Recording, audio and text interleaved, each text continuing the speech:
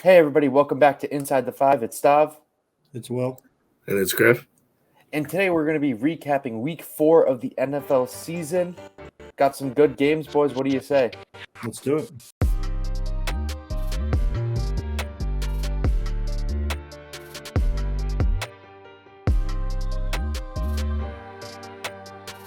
Hey everybody, welcome back to Inside the Five. Let's get started by talking about our predictions. I mean, last episode, as we do every single episode before the week starts, we go through predictions, we pick the spreads, and we pick the over-under.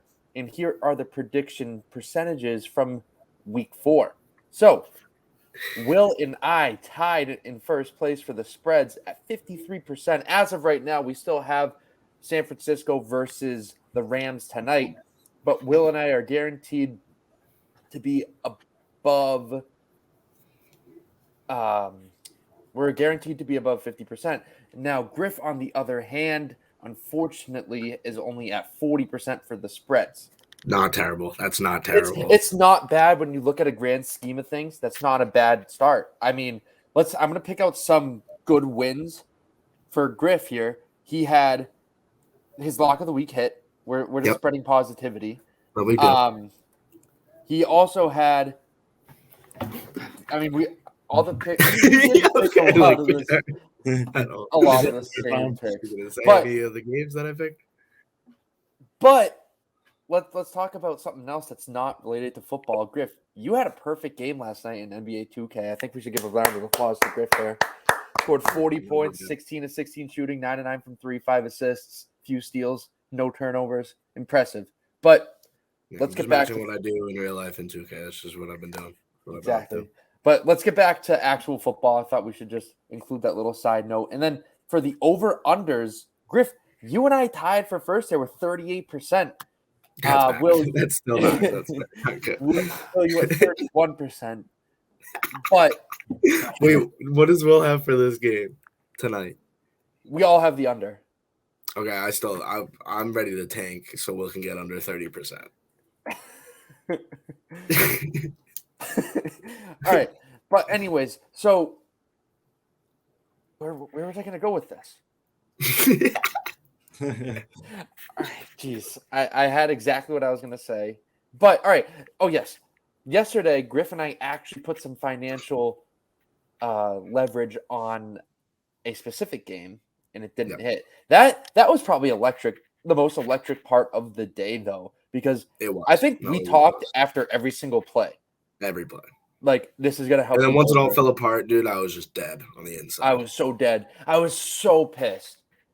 It was the worst day ever. This is bad journalism, but Griff and I had the over in the Ravens-Bills game, and it looked good going into the fourth quarter. It looked good.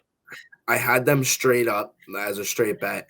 I also had it in a parlay. It was the only leg of the parlay that didn't hit for more than 9 units in return. Yeah, it was tough. It was tough. Very tough. I mean, it was just a rough moment. Shout out me. I finished this week positive for the first time in the entire season. Like, I actually did. I did very well this week. I ended up the only bets I lost were, the over in the Bills-Ravens game. Yeah. And over Leonard Fournette rushing yards. Those are the only two that I lost. Missed out on that. I hit on the Cowboys. That was my lock of the week. I actually bet on my lock of the week, even though that contradicts what I actually believe in. Like, I feel like I'm a mush, so every time I bet on something, it doesn't happen. So I was afraid to bet on my lock of the week. But it hit, and I rode Eagles minus 6.5 with Griff. That was also electric. Yeah, that was electric. And the Patriots, I didn't mean to hedge you here, but the Patriots plus 9.5, that was a lock. I took it, dude. I just took it kind of as like a pity pick. I was like, it's so many points, but I think they're gonna do it, and we'll get into that game in a little bit. But that was, I mean, that was an emotional roller coaster for me from the beginning of the game until like halfway through the fourth, when like it started to become apparent that like we might go in overtime, and minus 9.5 is a no-go in overtime. But we'll get more in depth about that. That was a tough beat for me. All right, yeah, but let's start off recapping week 4, which. Great slate all around. I thought every single day had a lot of good games. We were in for a very entertaining week. And we said this even before the week started. We said that this is going to be a good weekend. It lived up to expectations. Starting off, especially with Thursday night, the Dolphins at the Bengals. The Bengals debuted their whiteout uniforms, and unfortunately, we saw probably one of the more disturbing injuries when Tua Tagovailoa got hit, landed on his head. He was out, and Amazon Prime made sure to show the replay about 45 times so we could see what happened. Oh, yeah. And got taken to the hospital, stretchered out. Scary injury. But we're here to talk about football. We're not here to be doctors. But, I mean, I thought the Bengals played well. They had a lot of dink and dunk passes that were very boring at times. And then when they took the top off the defense, it worked. T. Higgins had a great game. Jamar Chase got going late in the game. Joe Mixon got the ball about 35 times and ran for 60 yards. But I thought Burrow looked well. I thought he played well. And I'm excited to see how the Bengals continue to put it together. Yeah, no, exactly. I mean, I feel like the Bengals put it together very well on Thursday night. I mean, obviously, you hate to see Tua go down, especially in a primetime game. For them, that's a big game. Obviously, we don't know what his status is going on for the rest of the season. I don't think yet. So it'll be interesting to see what they're going to be able to do with Teddy Bridgewater as their backup. Yeah, and I want to say that, when Tua came out with all that happened, Teddy Bridgewater did step up, and he kind of filled into that role, which is kind of tough not to do when you have, Tyreek Hill, Jalen Waddle, and Mike Gesicki as your dump down, and Teddy B came through. And I actually have a lot of trust in Teddy B. Remember, before the season started, it's only been 4 weeks, but Tua kind of earned that job in the first 3 weeks. It was very obvious. Young guy. He scored, 5 or 6 touchdowns in that one game. But before the season even started, we were talking about, when is Teddy Bridgewater going to come in and when is this Tua thing going to be over? So I really don't think that the Dolphins will fall off too much. I liked the Dolphins in this game. That was a bad miss for me as well. But you're right. The Bengals did very good in the game. I liked their defense as well a lot. It was kind of one of those games that they had to scratch it out. They ended up getting up about 2 scores. So I feel like we're going to see a lot of games exactly like this from the Bengals this year. Mm-hmm. And, they're only going to get better, I think. They were a good team last year, and this kind of happened with them where they started off a little bit slow and then they got hot towards the end of the year. That's bound to happen again. And their offensive line, they're still clicking. They're still learning. They didn't really play well, but they're still – it's all chemistry. Once the chemistry clicks, I think the Bengals will be fine, and that division's still pretty good. You have 3 teams that in the AFC North that are really competing for a division title, and then even now the Steelers have a new life emerging from starting Kenny Pickett now. So it's going to be very interesting to see how this division shakes up. And let's roll into Sunday now, starting off with a 9:30 game. Wow, I love the 9:30 games. It's just, unfortunately, in the IT5 Super League. Actually, no, fortunately, I get my first one in the IT5 Super League. However, I didn't wake up in time to bench Alvin Kamara, who was a game time decision. That's on me as a fantasy manager. I should have known. But this was a great start to Sunday, boys. That was probably the best finish we've seen in a London game in a while. Yeah, it's. I feel like every time we get to these London games, the scores end up being 7-3 or something like that, and it's not even a defensive shootout or a defensive battle. It's a nobody can get anything going. But I feel like if there's any 2 people to actually do something in London, it's Kirk Cousins and Andy Dalton, because now that was their one shining moment to be superstars across seas. And Andy Dalton came in and had a great game. I was happy that Jameis was still in London. I feel like he deserved it, and I was ready for him to come back in the game. And at the end, when the Vikings drilled that field goal to end it, Jameis Winston thought it was off and ran onto the field, thought they won. I saw a clip of him. They showed it on NFL Network right after the game. I was happy with that. And the Saints debuted their black helmets. They need to wear black uniforms with that helmet. It looks so didn't out of look place. good with the uniform. And Andy Dalton did not look good in those uniforms. You can't have black, gold, and orange. It's just not a good combo. But Andy Dalton played okay. And I really like what I saw out of Chris Olave this weekend. we know that Michael Thomas was out. We knew Alvin Kamara is out. So it's like, all right, who's going to be that next guy to step up? And he was a guy who fit into his role perfectly. He caught a touchdown. He had like over 60 yards receiving on a few receptions, but he's probably going to emerge into wide receiver 2, maybe even wide receiver 1 going into this offense going forward.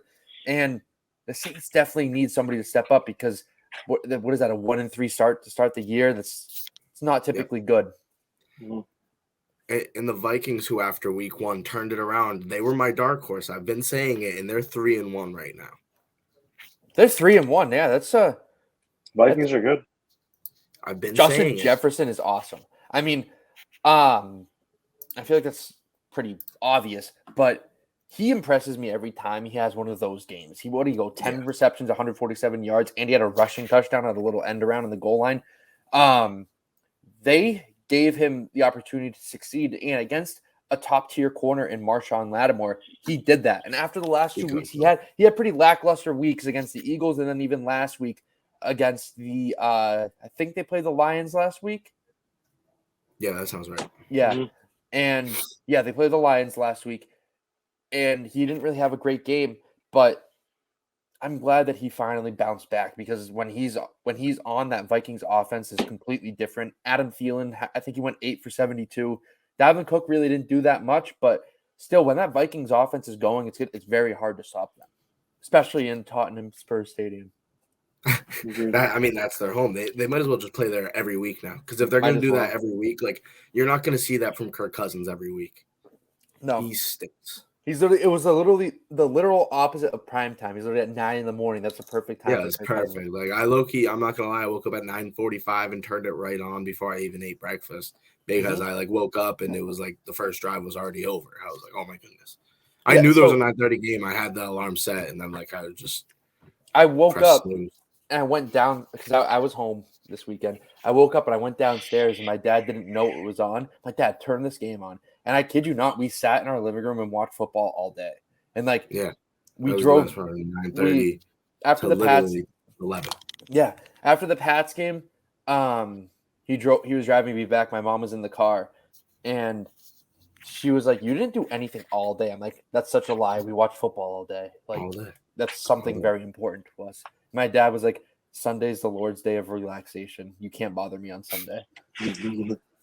All right, so let's get into the 1:00 slate of games. Griff, your Seahawks putting up a whopping 48 points. This is a scoregami game, which I didn't even know. I think, what was the final score of the game? Was it 48 to 45? I feel like that sounds like a common score. Yeah, I feel like sounds like a very high scoring. Obviously, it's a high scoring game. They've almost 100 points put up. But we've seen a lot of points be put up in NFL games. Yeah, so I was surprised to see that was a scoregami. But Griff, give me your initial thoughts. I know we kind of talked about it yesterday, but I want to hear a little bit more a day later, Victory Monday for you. Yeah, it's a great Victory Monday. Geno Smith through 4 games this season has a completion percentage of 77.3. That is the greatest completion percentage for any starter through 4 games in NFL history. So that's a big start for Geno. We may be going a little too fast because let's be honest here, Geno's like 45 years old at this point, and I'm about ready for Bryce Young, but this was a great win. Geno did it in the air, 320 yards in the air, 2 touchdowns, no interceptions. He had a QB rating of 91.3, which is like, I mean, you can compare this to Jared Goff, who threw for 4 touchdowns with 1 pick, and his rating was 121. Below that, I mean, he's been doing his job. We've not been asking him to do too much. Just give it to your playmakers.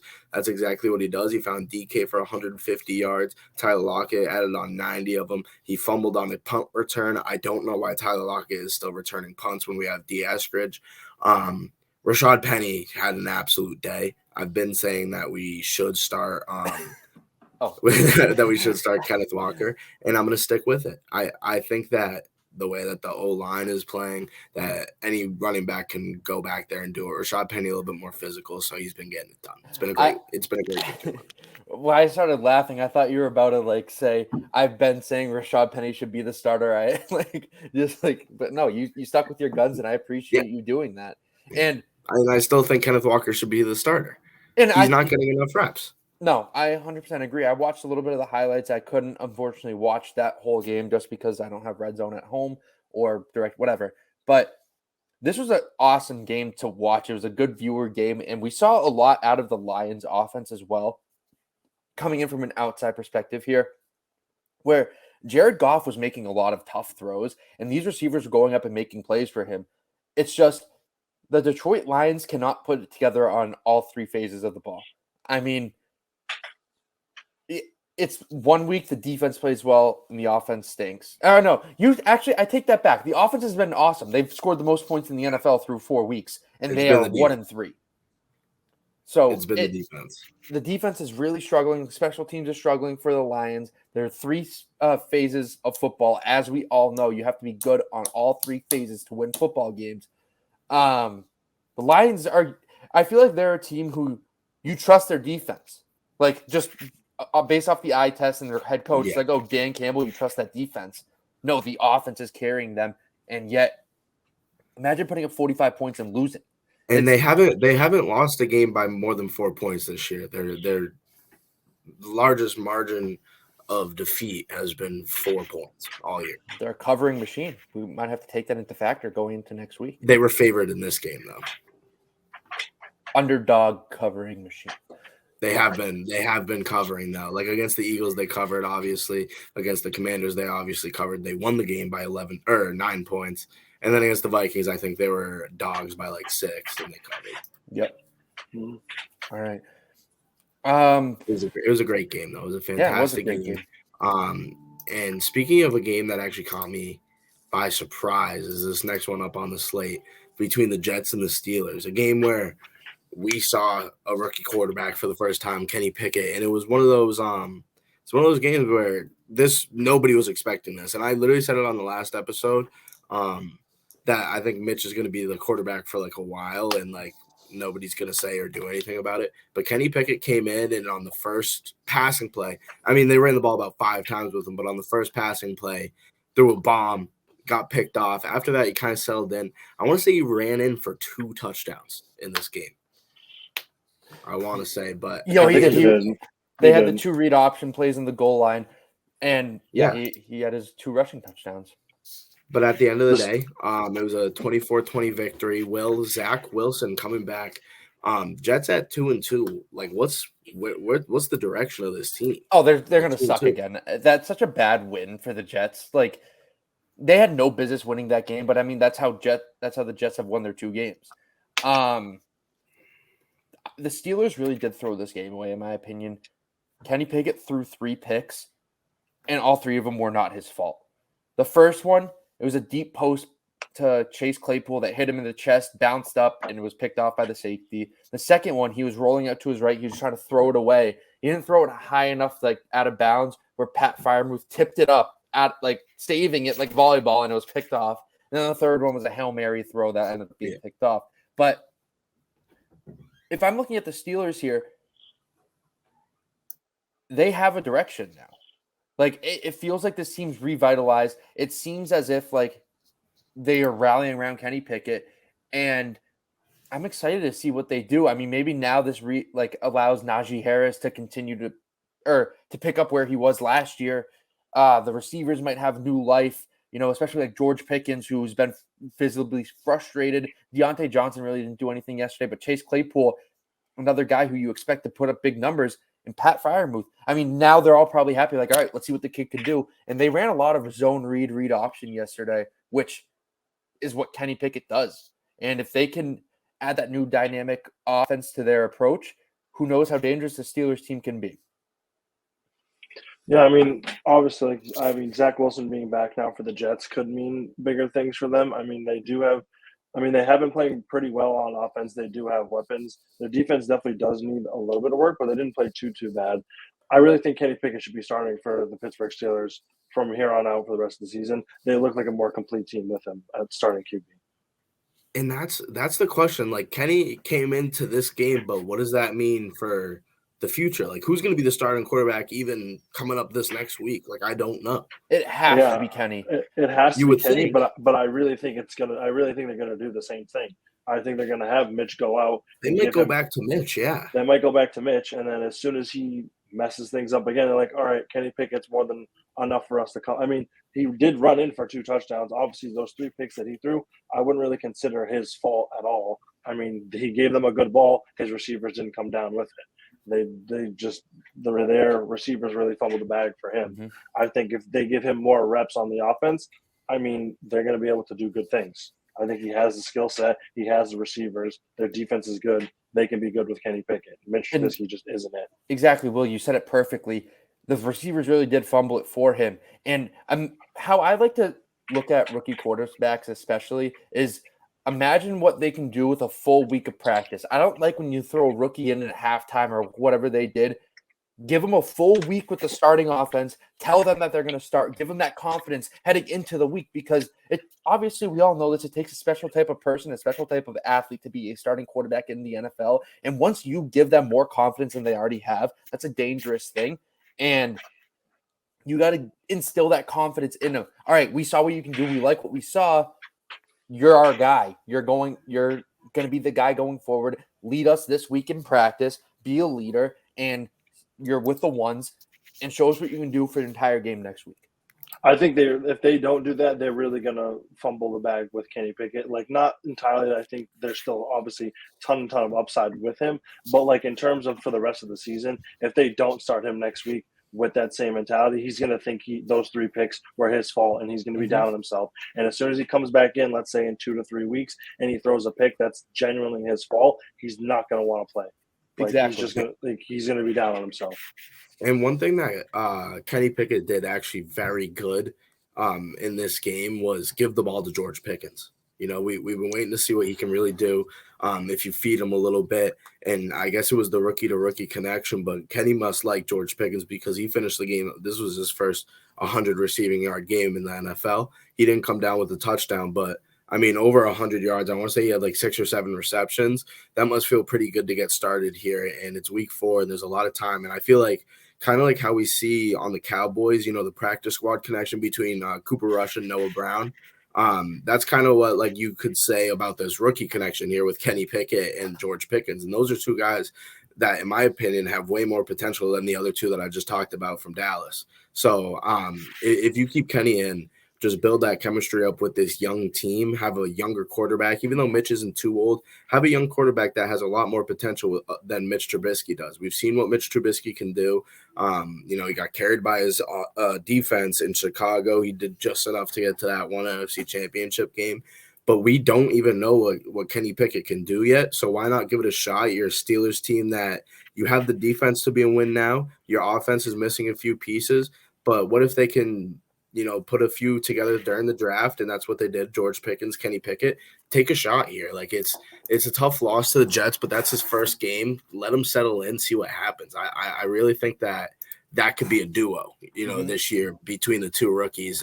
Not like a duo where George Pickens finishes the year with 1,000 yards, but I think this could be something that they could take to the next level if they want to, get back to the playoffs. Exactly, and it's always good to see a young tandem working together well. And this entire Steelers offense is very young. I mean, I think Chase Claypool is probably their oldest receiver, and it's his 4th season in the NFL. So yeah, something like that. That says a lot. So I think we should move on to the next game. For like 3 seconds, the Bears at the Giants. Good job, Saquon Barkley. The Giants are 3-1. Congratulations. Saquon played quarterback in this game. Didn't throw, but he played quarterback a lot. Oh, Wildcat, because both Daniel Jones and Tyrod Taylor got hurt in this game. I love Saquon, by the way. I think I told you this yesterday, Griff. He's probably my favorite running back in the NFL. Saquon is so fun to watch, how he makes something out of nothing almost every single time he touches the ball. He's so versatile, a dream running back for any single franchise to have. And he had 146 yards on 31 touches. Like, he was getting it done. Yes. Against a decent Bears run defense as well. Yeah, that's like their claim to fame is their run defense with, that front line and then Roquan Smith down the middle. Like, he just ran it all over them. And in a game where they literally did not have a quarterback for the end of this game, they still managed to put up points in every single quarter, which was, impressive. They did it in almost like the least or like the worst way, 7-7, 3-3 from the first through the fourth quarter. But 20-12 is a big win for the Giants, and now they are also at 3-1. It's big for them, like especially for their division. That division's very open up. Obviously, we don't know what's going on with Daniel Jones. I didn't even see this game, so I don't really know what's going on with him. His ankle. Didn't he have to come back into the game after Tyrod Taylor was out? Yeah, Saquon was in there for like 2 drives. They ran like read option every single play, like a wildcat read option every single play. And then after that, Daniel Jones came back in and like was just terrible. Yeah. So that's pretty much it for that game. I don't really think anything was worth noting. I mean, still the same thing. The Bears aren't throwing the ball, which that really, speaking of instilling confidence in your guys, you must think either they think Justin Fields sucks or they don't have the confidence in him to. The coaching staff definitely does, because he's not throwing. He hasn't had a game where he's thrown more than 25 passes. Yeah. Not completions, attempts, which is insane. It's unfortunate because Justin Fields, I think I said this last week as well, was a guy who I wanted on the Patriots coming out of the draft. And I think he was pretty good. Obviously, he has talent. It's just you hate to see that the Bears are wasting it. So speaking of a bunch of wasted talent, the Titans at the Colts this weekend. This game was pretty bad. Derrick Henry returned. He actually played football, played well. But on the other side of the field, Jonathan Taylor sucked again. And he's having a really bad start to the year. And the Colts are 1-2-1. Yep. 1-2-1. Yep. It's just ugly start for them. Like we say this every week, in a year where we thought the Colts would run away with this division. Yeah, I mean, I don't really know who is going to win this division at this point. I mean, obviously, it's got to be the Jags. Like the Jags actually have. I was just going to say the Jags might be a sneaky team to come at the top of this division. I mean, the Titans don't look that good at all. Obviously, the Texans stuff, and the Colts are in that middle area where, like, some weeks they look really good, and other weeks when they're bad, they're really, really bad. Yeah, I mean, it's not even embarrassing to say that the Jaguars are going to win this division because they've played the best football throughout their 4 weeks. I mean, they had a bad loss to the Commanders week 1, which everyone was like, oh, the same old Jaguars. But then they come back weeks 2, 3. And even this week against the Eagles, very good Philadelphia Eagles team on the road. And they only lost by 1 touchdown, basically. I mean, they lost it in the 4th. In a big way, and a big reason for that loss was because Trevor Lawrence losing 4 fumbles. Yeah, that can't happen. I mean, that was also a great game where they were kind of covering throughout the whole game, and then the Eagles -6.5 that we had kind of came through and got it done. But that's against a very impressive, the only undefeated team in the Eagles. So I'm not scared about the Jaguars in terms of, going to like the championship game or to the Super Bowl, but I mean, they could easily win this division. The South stinks. Yeah. They can be. I feel like the AFC South is the new NFC East, where the team that's going to make the playoffs is going to suck in the playoff, or the winner of that division is obviously going to make the playoffs and then suck in the playoffs. It's like a bye for whoever that 5th seed is to face the 4th seed. And that's probably what's going to happen here with the AFC South. There's no clear favorite, and there's no team that's playing really well. So let's move on to the next game featuring another AFC South team. But who cares about them when our Los Angeles Chargers are back? Austin Eckler is back. He scored 3 touchdowns. He did everything. He proved why I picked him 5th overall in fantasy. I was very happy with how the Chargers performed. They battled through adversity, and they got the win. Agreed. And I believe this was my lock of the week, so bolt up victory Monday. Yep. We'd love to see it. This is a perfect game for the Chargers to come back after a rough week against the Jaguars, who we obviously just talked about. But, I mean, good win for them. Austin Eckler is fully activated. I believe he got his first touchdowns of the year. Yep. He's back. Week. So, first ones of the year. Fully back. He had, 2 on the ground, 1 in the air. He was making up for a couple of weeks that he missed out on. Justin Herbert, by the way, I mean, is still slinging the ball. I don't know. There's no way he's 100% healthy right now, but I feel like it's going to be one of those Matthew Stafford situations where just like nobody talks about it. But, I mean, 2 touchdowns in the air, 340 yards. And when you can see Eckler rush for 60 and receive for 50 yards, add on 3 touchdowns to that, that's exactly what we need from this team who currently doesn't have Keenan Allen. Mm-hmm. And Mike Williams with 120 yards as well, which was very good. It's what we need. And the defense even played well. They got 2 interceptions off of Davis Mills, who one of them came from Adderley and the other one from Bryce Callahan. Good to see Bryce Callahan being acclimated into that defense. And did J.C. Jackson played? He had a tackle.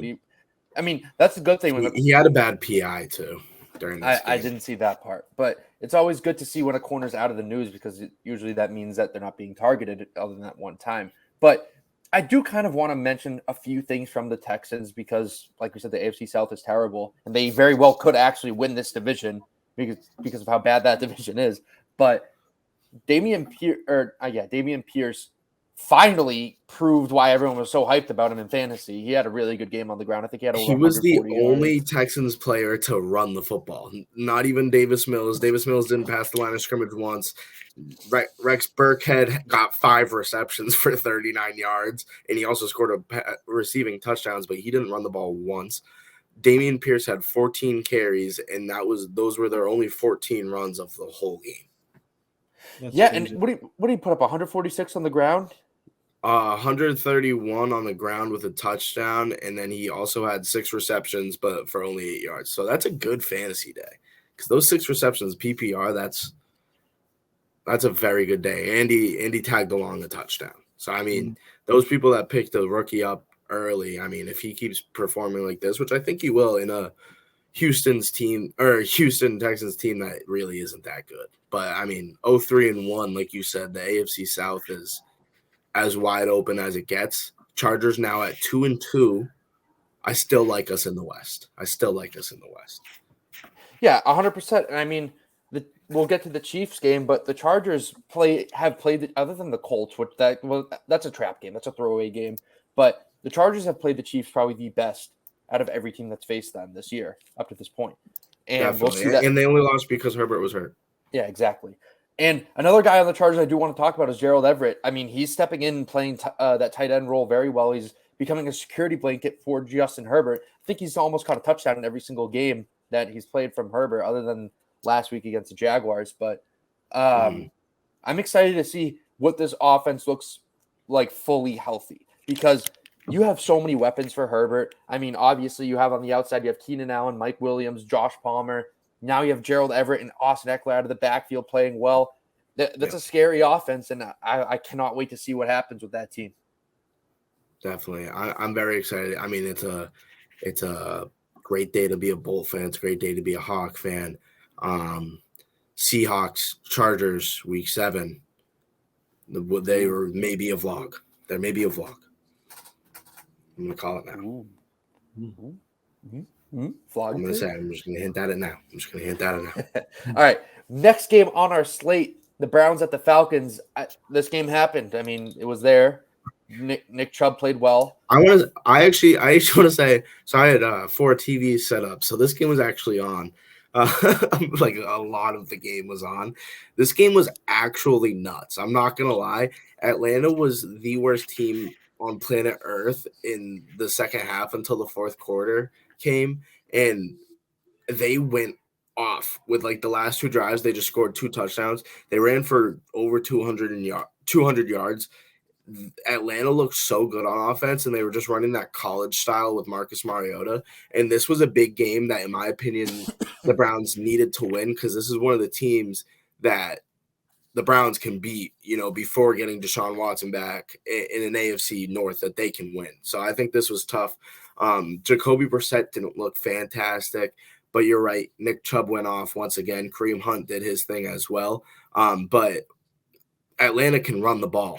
And even with Cordero Patterson getting hurt, Tyler Algier, the rookie, stepped in and finished off the game with 84 yards. Did pretty good. And they didn't look too bad at all. They're just like that quick, run-heavy offense that doesn't really do too much anymore in the league, but they can sneak out some wins. Yeah, poor Cordero Patterson. You hate to see him go down on the IR. He'll miss at least 4 weeks, as we know. But he's a guy who we always talk about as he's finally found his footing in Atlanta. He's playing very well. He's scoring a lot of touchdowns, and hopefully we can see him bounce back when he returns from the IR. And Nick Chubb, he's bounced back as well from after kind of a little shaky 2021 season. He's rushing for over 100 yards a game. He's scoring his touchdowns. He's doing his thing. The Browns are going to be really good when Groper Cleveland returns, and it's going to be interesting to see what happens in that AFC North, as we stated before. So, should we move on to the next game? My lock of the week. This is the first time, I think, in IT5 history when all three of us hit our lock of the week, because I wasn't on the podcast last year, so it has to be the first time because whatever. So, Commanders at Cowboys. Cooper Rush continues just to win games. I mean, he's not going to lose you games, but he's going to put you in position to win, and he just looks very comfortable in that offense. I know they've kind of had an easy-ish schedule when he's been playing, but that's exactly what you need. I mean, Cooper Rush just gets the ball to his playmakers, and the playmakers make plays, obviously. I mean, CeeDee Lamb had a great game. He's scoring a touchdown every single game that Cooper Rush is playing.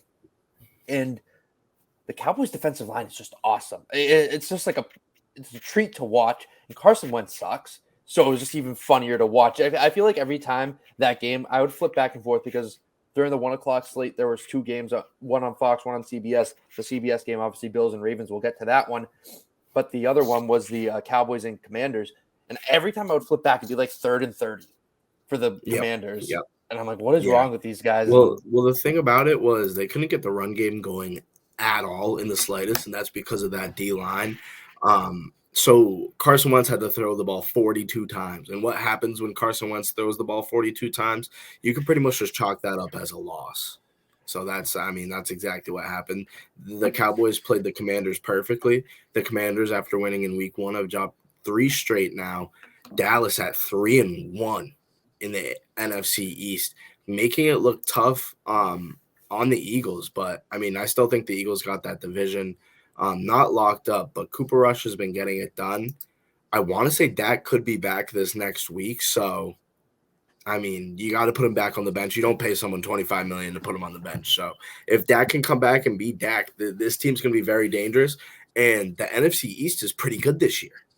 I was going to say, I would like to hope that when Dak comes back, this Cowboys team gets even better. I would hope with Dak's skill set, they can utilize their offensive weapons even more than Cooper Rush has, which, I mean, Cooper Rush has done quite a very good job, honestly. Getting it to everybody. And he's playing like a starter out there. He's not even playing like someone who is the backup. Like, he's really playing like someone who's just going to win them games. Obviously, like we said, he's not someone who's going to win or lose just by himself, but, like, he'll get wins for you for sure.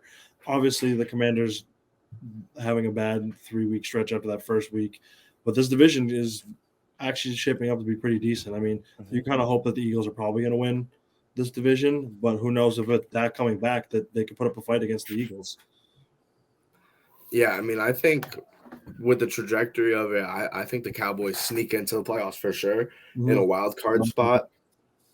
And it's really all up to Dak. Now, I think the big difference between Cooper Rush and Dak is that Dak is playing with a lot to lose, and he knows who, like, I mean, he's been there for a while. He knows who his boys are, like CD, obviously, Zeke. Michael Gallup finally coming back. He scored a touchdown today, or not today, but on Sunday. But a big person that I think that should continue to get reps out there and should get a lot of touches, even with Dak coming back, is Noah Brown. And I talked about him a little bit earlier on the episode when comparing him with his relationship with Cooper Rush, because they played on the practice squad together for like a year and a half. So, I mean, that was like, he was wide receiver 1 on the practice squad, obviously. Cooper Rush was the quarterback of the practice squad, so they know each other very well. Noah Brown has been very good through the first 4 weeks, and I'm expecting him to low-key step into that wide receiver 2. And I know it sounds crazy, but I really think he could be a good wide receiver 2. Give Michael Gallup some time to get off or get back from this ACL injury. By the way, played today with a touchdown, didn't wear a knee brace. I was going to say, like, he definitely can play that wide receiver 2, and they can almost just have 2 wide receiver 2s with Gallup and Noah Brown. I mean, like, they basically kind of play the same style a little bit, and I feel like if they can just utilize both of them almost the same amount until Gallup is 100%, like you said, they will be very good. Yeah. Boys, sorry to interrupt, but I just made a trade in fantasy, and I want to hear your initial thoughts on that. Ready? I'm gonna be 1-3, so I need to shake up the locker room. I receive Terry McLaurin, Melvin Gordon, and our sweet prince Justin Herbert, and I'm trading away Aaron Rodgers, Drake London, and Najee Harris. I like that. I needed a quarterback. I don't love Aaron Rodgers right now. No. Najee, it hurts a little bit to give up Najee Harris just because. And what I'm scared of is Melvin Gordon fumbles all the time. Yeah, he loves fumbling, but now he's going to be the RB1 in that set, and the Broncos suck. That's so I proposed a trade. I need to shake up in the locker room. I'm 1-3. That can't continue to happen, and I trust Justin Herbert to give me points. I like that. That's a new quarterback. That's a real shake-up. A good shake up in the locker room, but I need it. And I'm excited to see where – I have to change my fantasy team name now because it was centered around Aaron Rodgers, but it'll now be centered around Justin Herbert. My team name was using ayahuasca. All right. Sorry, I kind of zoned out for a little bit. I was doing business with that trade. Continue. All right, we'll move on to the next game. Good trade. But I mean, I guess we'll keep it in the East with the Eagles. 4-0 now. In a big cover. They won the game by 8 points against the Jags, who we said at 2-2. They're kind of one of those 2-2 teams that could easily win their division. Trevor Lawrence threw the ball 23 times, didn't do too bad, 2 touchdowns, 1 pick, but he lost 4 fumbles in this game. 4 fumbles, the most, I want to say, in NFL history, or at least in the modern era. I saw it on social media yesterday. But Jalen Hurts has come through. He's done it again. Didn't throw for one, but he ran one in. Miles Sanders had a fantastic day. This is such a ground and pound team that, I mean, can run the ball all over you, and that'll break open deep for A.J. Brown, for Devonta Smith at some point to maybe step in a rainy game in Philly. Just a great game. And this is a great team stuff. Yeah, no, 100%. I mean, excuse me, this was another game that you and I were talking about throughout the event, and I wasn't really nervous at any point. I know that the Jaguars went up 14-0 early. I think they started off with a pick six, and then they ended up scoring on an offensive touchdown, like a 5-yard out route to Jamal Agnew or something like that. But I was never nervous for this game for the Eagles. I always thought that the Eagles would end up coming back and winning, and they ended up. They would. They were down 14-0 to start. They were down 14-0. 20 in the second quarter. Yes, they were down 14-0, and they covered 6.5, which is unbelievable. What a comeback! Griff, I'm sorry, this was not your lock of the week. I don't know why I thought it was, but it was going to be my lock of the week. That's right. We talked about that briefly, but I'm very happy that the Eagles played well, and they're just gonna. I mean, AJ, although they couldn't pass the ball that well, AJ Brown still had 5 for 95. Yeah, that's awesome, and this Eagles team is really becoming a threat, and I'm very excited to see when the Eagles and the Cowboys actually face off because that's going to be an awesome game. I think those are two very good teams. The strengths and weaknesses for both of those teams combat like head to head, like the strength of the Eagles. Yeah, the strength of the Eagles rushing attack versus the defensive line dominance of the Cowboys and vice versa. Stuff like it's going to be a great game, and I'm very excited for that game. Agreed. All right, and then let's move on to the next game. We have probably the game of the 1:00 slate. The Bills at the Ravens. The Ravens choke away another big lead. They were up 20-0, right? Against the Bills, and they lose the game. I feel like John Harbaugh tries way too hard to be like. I think it was 23. I think it was 23. Sorry. Yeah, you're right. They try way too hard to like. Or he tries way too hard to be that risky, go for it, coach. Like, try blah, blah, blah. Dude, you got to take the points. And especially when it's sloppy conditions, it's 4th down, it's a long 3. You got to kick the field goal. You go up 3, and then you force the Bills to actually go down the field and either tie it or go for the win. But they're not going to waste the entire clock and kick a field goal like what actually happened when you failed that 4th down. Yeah, and, a game that me and Staff had as a bet, the over, after the first half, we had pretty much locked it up. This was going to hit, no doubt in our minds. Baltimore in the second half didn't score a single point, not 1 point. They didn't score a single point. The over, which was set at, I want to say 50.5, we were close. We were damn close. And all it really took was for Baltimore to score on that big drive that they had in the fourth quarter. There was about, I think they got the ball at the beginning of the fourth. Mm-hmm. They took it down to about 5 or 6 minutes and then ended it by going for it on fourth down and didn't get it. Oh, wow. English is so hard because I'm just so upset about this game. They didn't end up getting it. And that kind of deflated the whole thing. The Bills just ran the clock out, not by actually running the ball, but just giving like dump downs, all that fun stuff, kicking a field goal to end the game. It was an absolute heartbreaker when it came to the over-under of that game. And Griff, my favorite part about betting over-under is when it gets down to the nitty-gritty and the percentages aren't looking on your side and you start doing math. Like, okay, we need is this, and this. I think it got to points this amount of time. I think we got to the point where it's like the Bills are driving, but the clock was winding down. We're like, we need them to kick 3. We need a field goal. Yeah. Ravens to come back, kick a field goal, bring it into overtime. First person, whoever gets the ball, just scores a touchdown, and we got it. And that's what we were praying for. Unfortunately, the Bills are losers and just wasted the clock and did the right thing and kicked a field goal with no time. If this was a Madden game and I was playing against the Bills, I would be so mad at this person. 100%. And I was very. But that's how you win a football game. Yeah, I guess so. And I was very frustrated, as Griff knows. We were going back and forth all day like the Bills fucking losers. And we said a bunch of other vulgar words about them. But yeah, that was a good game, though. And the Ravens should be 4-0 right now, but they love to choke away games. Yes. And the Bills at 3-1 staying alive. I was actually surprised because I know that – wait, let me find. I know that what's their safety? Which one? Not Micah Hyde. Yeah. Micah Hyde was out the rest of the season. Jordan Poyer got hurt a couple of weeks ago, but he's already back. So I've been just steady betting the over in the Bills games because they don't have safeties. Mm-hmm. That's exactly my thought process too. I didn't know he was back. If I knew he was back, I would have maybe. I would have still taken it. But I'm gonna have to look more into it next week because pretty much just every week I just press over on the Bills game, and I'm pretty much just thinking it's a lock. They don't have safeties. But the Bills, that's a big win for them. And a team that they only play once a season, a team that, are kind of held at the same level. They have 2 of the best quarterbacks in the league. Both of these quarterbacks led their teams in rushing. Josh Allen had 70 yards. Lamar had 73 yards. This has been a tough road, I feel like, for the Bills with a lot of injuries on defense.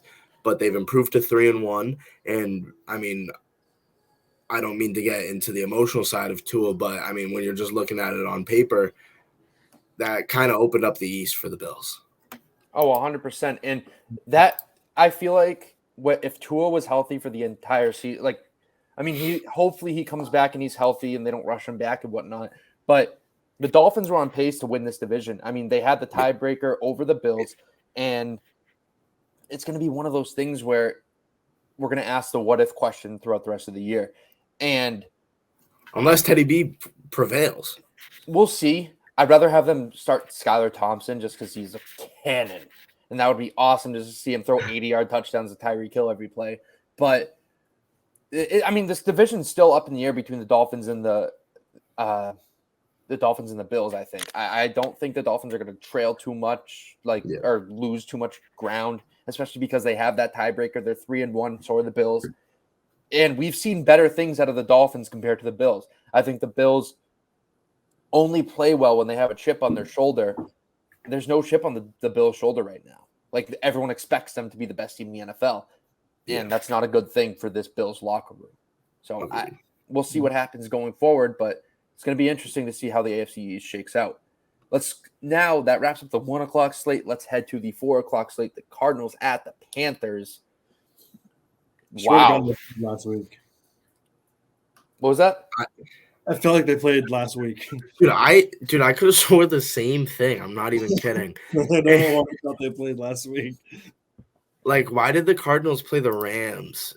I could have swore the Panthers played the Saints. Like, they both played against divisional opponents. I could have swore they played each other last week, and I could have swore it was the same exact result. This was my least favorite game of the week. Oh, 100%. I think I'm just going to continue to start saying that every time I see Kyler Murray play football. Him and Baker Mayfield has been atrocious. Yeah. This game literally happened. If you saw it, which hopefully you didn't, we keep it going. Yeah, I had this game on. So the 4 o'clock slate, I had 4 TVs. There's only 3 games going on in the 4 o'clock slate, so I had to subtract one of the televisions. So this game was on a TV. I didn't watch it. It's on a TV. I was looking at. I mean, the Broncos game was on, and then what was the other game on? The Patriots game, obviously. Mm-hmm. I just didn't even watch this game. Like my eyes were completely off centered from that game. This game was terrible. Yeah, it's unfortunate because I like Baker Mayfield. I've always rooted for him, even back in his Oklahoma days. But he's just struggling right now. He threw 2 picks. He lost a fumble. McCaffrey hasn't really been getting it going. But this Panthers team, it's another team that's very talented. They can put it together. It's just a matter of if they will. And that defense is kind of lacking. But the offensive talent, it's kind of weird how they're not putting it together. You have Christian McCaffrey, DJ Moore, Robbie Anderson. You got 3 guys who can just make explosive plays.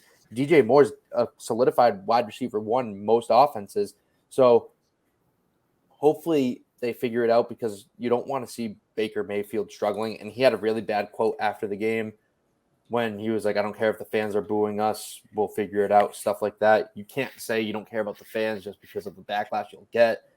But, yeah, this game happened. Kyler Murray sucks. Worst team in the NFL, the Arizona Cardinals.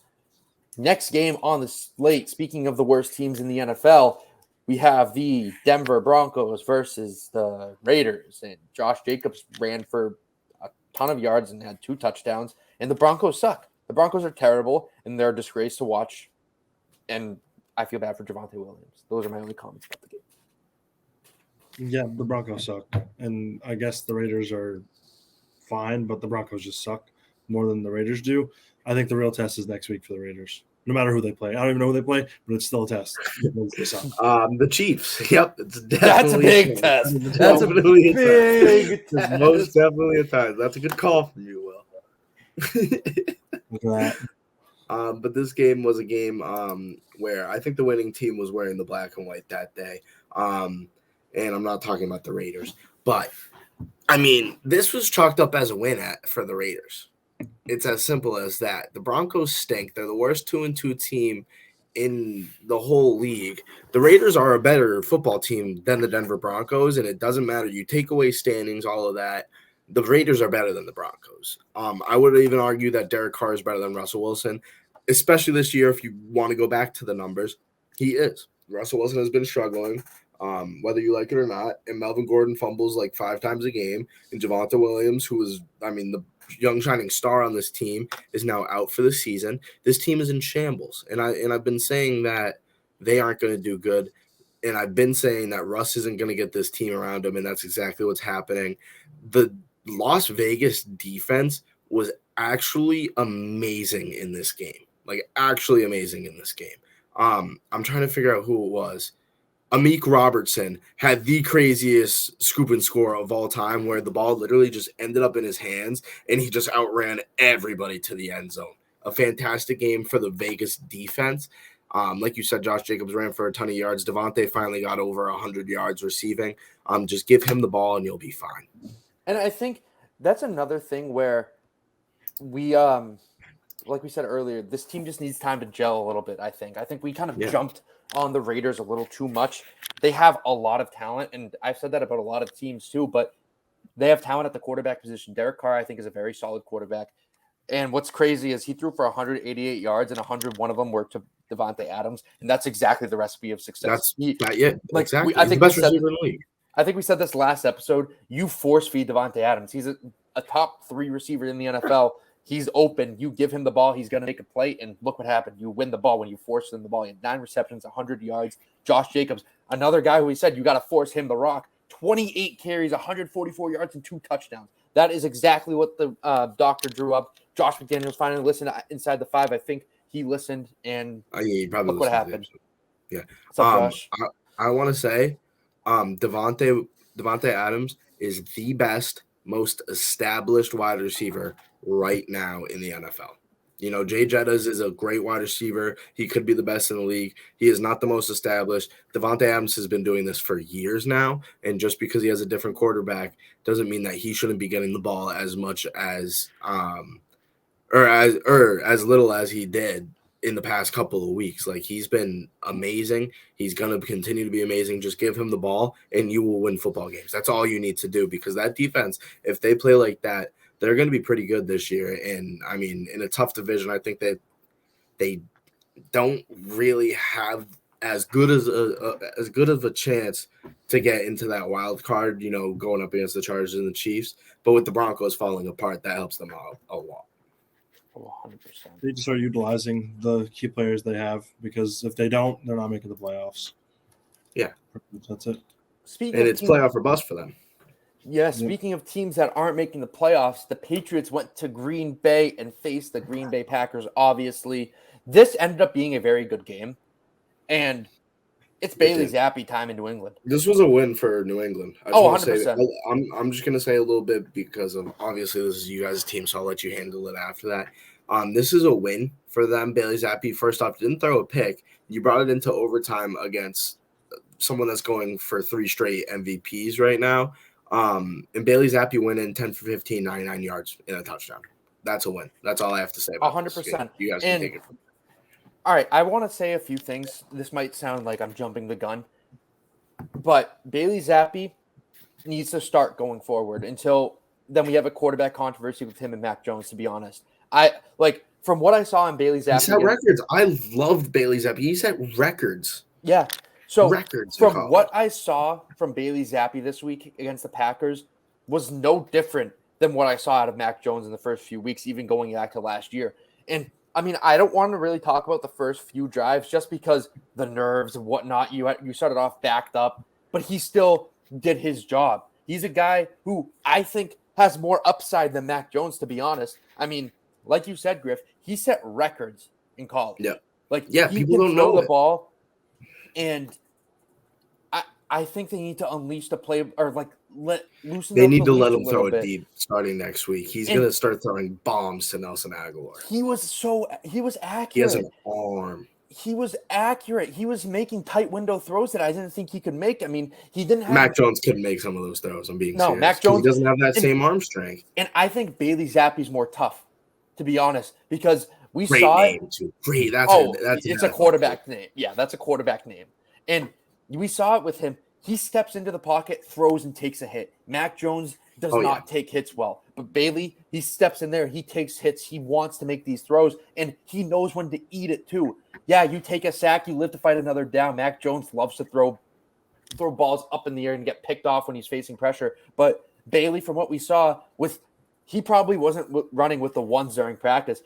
I want to see him. Yeah, I want to see him running with the ones. Kind of like what I said about Kenny Pickett and the Steelers. I want Bailey Zappi to be running with the ones. I want him to have a full week of practice, knowing he's the starter, and go and face Detroit at home next week and put up big numbers. Because that's a game that you can win. That's a tough game that you can win. And that's a perfect team to let Bailey Zappi kind of unleash. I mean, the Detroit Lions defense stinks, and they can't stop the run, so that just unleashes a whole play action set that unleashes star receivers, and I think it's going to be a perfect game for Bailey Zappi to start.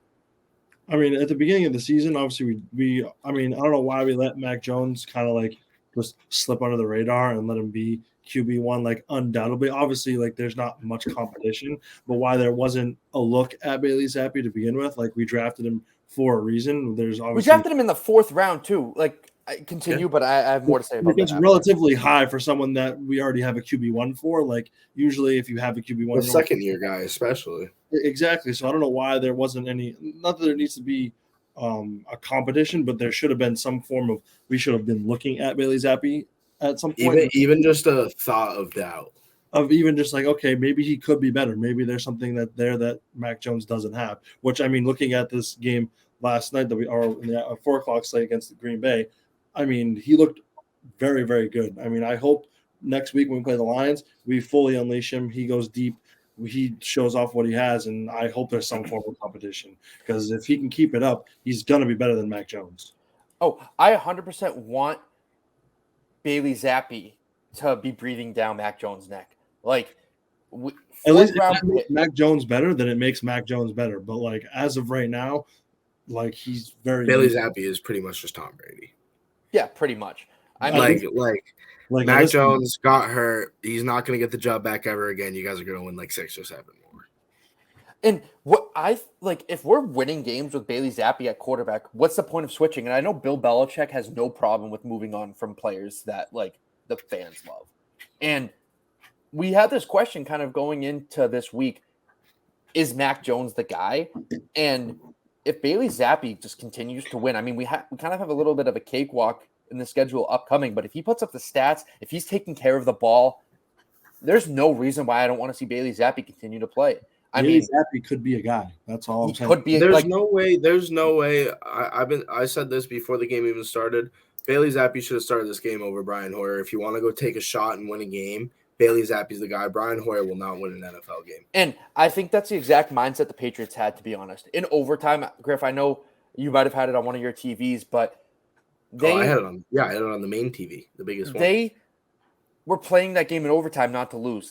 I think they would have been satisfied with a tie. They were on the Green Bay 45, 4th and 5, and you punt and on the opponent's. Like, what's the point of that? That's a net gain of they took the 5 and punted. And I think that was a bad decision. It was reminiscent of last year's. And it wasn't even a good punt. It was a bad punt. Jake Bailey has had a terrible start to the season, and I really hope that Bill Belichick realizes with the state of the team right now, the state of the AFC in general, how good it is. You got to take chances to win games, especially against a non-division opponent where the losses don't hurt as much as in-division opponents do. But you got to take a chance. You got to win the game, and you got to let the kid cook. And I think Bailey Zappi, I pray that we see him next week because I am very excited to see what this offense can do with him at the helm. Agreed. And I think that wraps up the 4:00 slate. Let's move into Sunday night. The Chiefs at the Buccaneers, Super Bowl 55 rematch. Wow, the Chiefs continue to impress me, to be honest. I mean, they had that, like we said, they had that one trap game last week against the Colts, but they dominated the Bucs. Like, this game was never really in question. Griff, this was your lock of the week. Congratulations. I want you to talk a little bit about what you saw in this game. Oh, well, it was simple. In the first half, it was just complete and utter domination. And then in the second half, we saw some wacky things happen. That's what happens in a tough NFL game. And Tampa scored a couple of TDs in the second half to make it a 10-point game to look a little reasonable. Kansas City just straight off the gun, on the opening kickoff when there was a fumble, they just got straight to it, and scored on the second offensive play to Travis Kelce of the game. Clyde Edwards-Helaire, put together 92 yards. He looked amazing. And that's a tough running back room now with their rookie, Isaiah Pacheco, who they got in the 7th round. He had 11 carries for 63 yards, and he was getting it done in the air as well, too. That's a tandem that I'm expecting to see a lot more of, and I think Jerick McKinnon's going to take more of a seat now that Isaiah Pacheco has gotten a couple of carries under his belt. Seeing him get into a rhythm yesterday was like magic because, Isaiah Pacheco is about 5'10", maybe at most, and he just has such a low center of gravity that he doesn't go down very easily at all. He pounds for yards. He fights for yards. He averaged almost 6 yards per carry yesterday, and he looked very good for a 7th-round running back, and he's weird looking at in the backfield because he wears number 10, also their kick returner and punt returner. But the Chiefs just dominated on offense. Travis Kelce got it done. Marquise Valdez-Scantling, who I think can be their top wide receiver over Juju, had a pretty good game. And the defense was iffy, but when you have Patrick Mahomes on the other side of the ball, I wouldn't worry too much. L'Jarius Sneed had a great game, though. Mm-hmm. I was impressed. The Bucs do look bad, to be honest. Like that, Tom Brady's probably sitting there like, why the hell did I return? Why did I just ruin my family dynamic by returning this season? I should have stayed home. Should have stayed retired.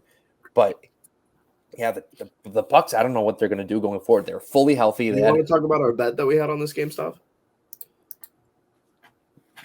Not really. But the worst bet of the weekend. That was really bad. I think so. Leonard Fournette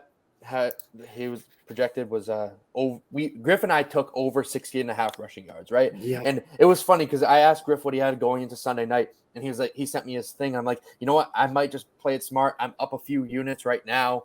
I'll just take my win. And then it was like 8:15. I was in the car, like driving back to Boston. And I'm like, fuck it. I'm gonna take the over with you, Griff, so we have something to root for in this game because I didn't have a dog in the fight here. But yeah, at the start of the second quarter, we didn't have a dog in the fight either. Yeah, it was terrible. bad. Like he was terrible. He finished with he carried the ball 3 times. This is -3 rushing yards. -3. I think that's the first time in my betting life where I bet on someone to get over yards or whatever, and they finished with less yards than they had to get more yards than they were projected. We needed at the beginning of the game, we needed 61 rushing yards to win this bet. By the third quarter, we needed 63 rushing yards. Like why? We needed 64. We needed 64. That was bad. That was a bad bet. You know, it was funny. On it, and then all of a sudden, last night when we were playing 2K, so I was like, "Oh, nice receiving touchdown for that." And then he was like pissed about it. I was like, "What?" I was like so confused. He had 60 yards in the air. The Bucs. He had more receptions than carries. He's Leonard Fournette. Yeah, I was very pissed about that. And what about your receiving bet with Clyde Edwards-Helaire? You want to talk about that a little bit? No, but I guess I will. Excuse me, I'm just very upset about this bet. So I had a little player prop parlay of Travis Kelce to have at least 7 receptions. I mean, a lock. That's a lock. I do it every week. Throw it into a parlay with something around the same odds to make around $30. So to pair up with at least 7 receptions from Travis Kelce, once again, which is a lock, I was like, why not throw some money on Clyde Edwards-Helaire to catch some passes today? How about 28 receiving yards at plus 250? That gave me a lot of value. I thought it was a great pick. 28 yards. He finished the game with 1 reception for 2 yards. Which is absolutely terrible. Just a bad weekend of betting. Sunday night was really the cherry on top of my terrible betting Sunday. It was bad. It was bad, and I need a very big reset. Tonight I have Cooper Kupp anytime touchdown. That's all I have. I might ride that with you, but actually no, I might not because that's okay. I'm low right now. If I lose this bet, I need to put more money in the balance. So I kind of cut out for a little bit when you were going over that Clyde Edwards-Helaire. Did you talk about the drop on 4th and 1? Oh my God. Thank you for reminding me because he had literally a 30-yard reception in front of his face. He was the only person on that side of the field, and he had a ball over the shoulder. I'll imitate it. Right over the shoulder, and it hit him in his right hand. And he went to bring it in, and the ball literally couldn't have been any further away from his body. It was the most embarrassing catch or attempt at a catch I've seen ever. Patrick Mahomes was so mad. It was on 4th down. Once again, literally nobody on that side of the field may have ran it for 40 yards after that. That would have easily hit my bet. I would have ended the week. If that bet hit, I would have ended the week plus 1 unit. Wow, that would have been huge. Yep, and I didn't. So we're down. I'm not going to talk about how much we're down because this is an official betting show, but we're down. It's Griff. It's a new week. You're even on the week. Technically, yes. No, you're even on the week. That's how we have to look at it. We're not a betting show. No, we're not. But I do want to say I actually have some standouts of this week. I have 2 names that I want to throw out there. And this is good because the first week that I'm talking about my 2 standouts, I'm thinking after every week I'm going to pick 2 players that were my standout players of the week. One from the AFC, one from the NFC. If y'all would like to join me, you definitely can. But I'm going to pick 1 player from each side at the end of each week. How about 2 defensive players here, 2 corners, 2 rookie corners, 1 from my team, 1 from yours. We have Tariq Woolen. We have Jack Jones, both catching pick sixes. Both catching very impressive pick sixes. Jack Jones Tariq Woolen, my standouts of the week. Those are great picks, and I'm gonna hop onto this bandwagon here, going with standouts of the week. One AFC, one NFC. NFC first. I wanted to start off with, or no, I'm gonna go with AFC first. AFC, I'm gonna go with Josh Jacobs because he's a guy who really hadn't had a good first 3 weeks, and he bounces back 144 yards on the ground, 2 touchdowns. That's exactly what we wanted to see out of him. I benched him in fantasy, which hurt a lot. And I'm going to go to the NFC side. Another guy I benched in fantasy, Miles Sanders, had another great game on the ground. Started him. Yep, you did the right thing. He was like an early round pick for me. I have a lot of trust in him. Yeah, he was for me as well, but I benched him. And I played J.K. Dobbins this week too. I started a total of Najee Harris, who got me 7.4 points. Tony Pollard, who got me 1.3 points, and Jeff Wilson Jr. is going tonight against the Rams. I really wish I had. Right. And I also benched J.K. Dobbins.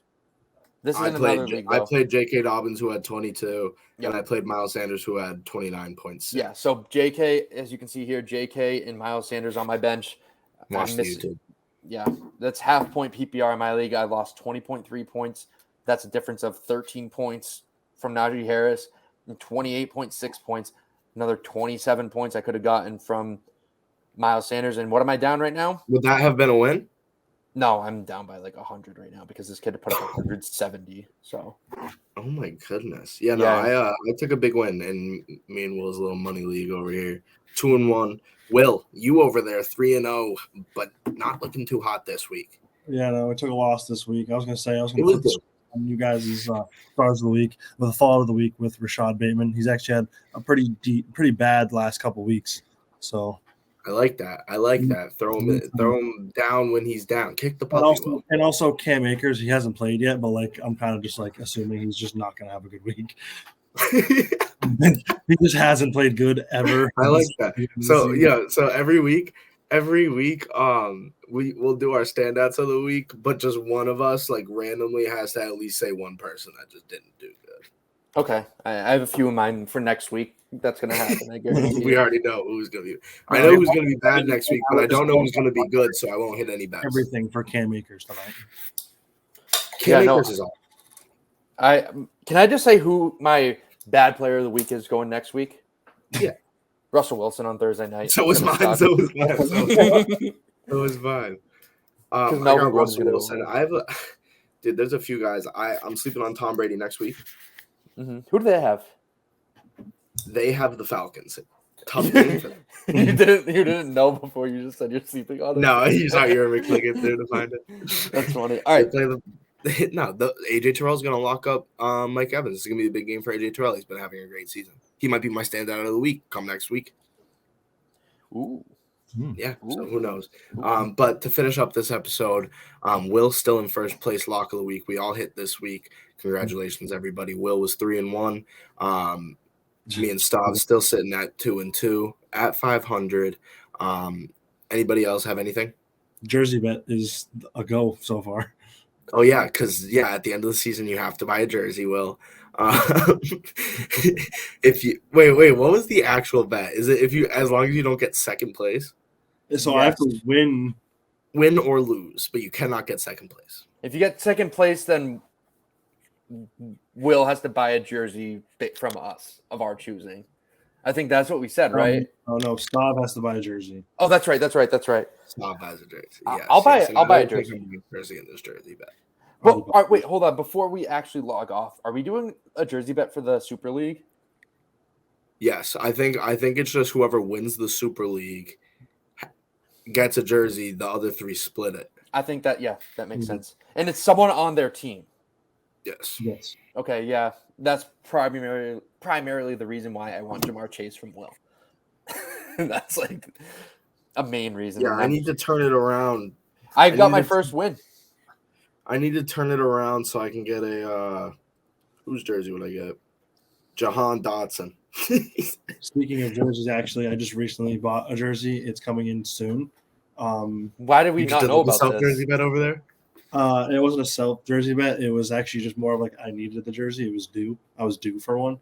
But you guys will see it soon. It's Herbert. It's definitely Herbert. No, because the Herbert is the jersey bet for the end of the year. Oh, yeah, that's true. It's Derwin James.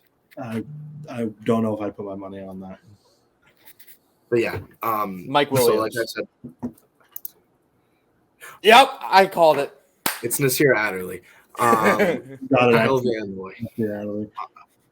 But yeah, I think that's gonna do it for this one. We will catch you guys on Friday. Have a good week and peace. Peace.